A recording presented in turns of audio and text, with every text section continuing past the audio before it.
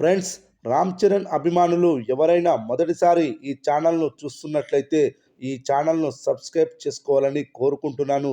ఎందుకంటే రామ్ చరణ్ సినిమాల గురించి ఏ చిన్న అప్డేట్ వచ్చినా ఈ ఛానల్లో అప్డేట్ చేస్తాను. మీకు డైరెక్ట్గా నోటిఫికేషన్ రూపంలో రావడం జరుగుతుంది. ఈ ఛానల్ గ్రోత్ కూడా పెరుగుతుంది. ఈ ఛానల్ను సపోర్ట్ చేయాలని కోరుకుంటున్నాను. ఈ వీడియో మొదటి నుండి ఎండ్ వరకు చూడండి, లేకపోతే అర్థం కాదు.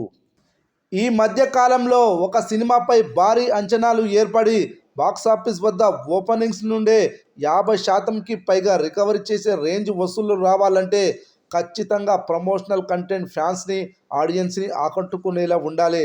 లేకపోతే ఎంత పెద్ద సూపర్ స్టార్ సినిమా అయినా బోల్తా కొట్టాల్సిందే. ఈ ఏడాది విడుదలైన గేమ్ చేంజర్ చిత్రం అందుకు ఉదాహరణ. రామ్ చరణ్ స్థాయి వేరు. RRRతో గ్లోబల్ స్టార్ ఇమేజ్ను సొంతం చేసుకున్నాడు.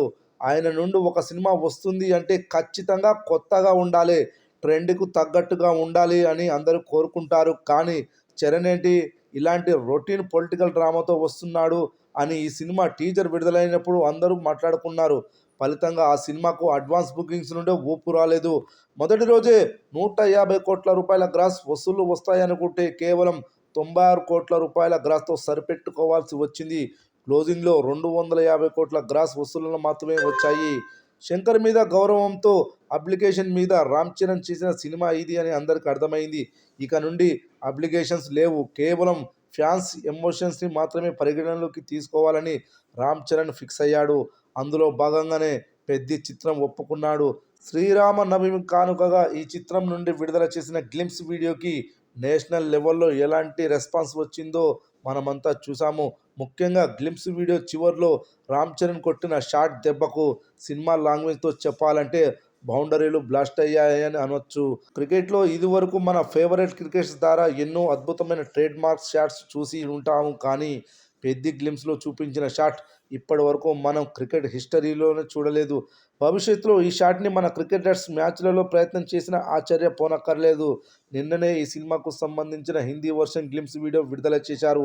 24 గంటలు కూడా గడవక ముందే ఈ వీడియోకి 35 లక్షలకు పైగా వ్యూస్, లక్షకు పైగా లైక్స్ వచ్చాయి.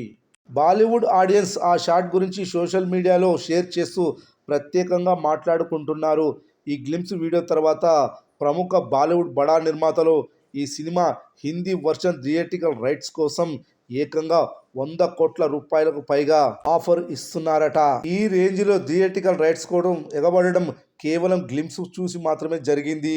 ఈ సినిమా డిజిటల్ రైట్స్ కోసం నెట్ఫ్లిక్స్ సంస్థ 135 కోట్లు పెట్టి కొనుగోలు చేసింది. అదేవిధంగా టీ సిరీస్ సంస్థ ఆడియో రైట్స్ని 40 కోట్ల వరకు కొనుగోలు చేసింది. మొత్తం విడుదలకు ముందే ఈ సినిమా 275 కోట్లకు పైగా బిజినెస్ చేస్తుందని తెలుస్తుంది. ఇది మామూలు విషయం కాదు. చూడాలి మరి రానున్న రోజుల్లో ఇంకా ఎలాంటి వండర్స్ క్రియేట్ చేస్తుందో పెద్ద మూవీ.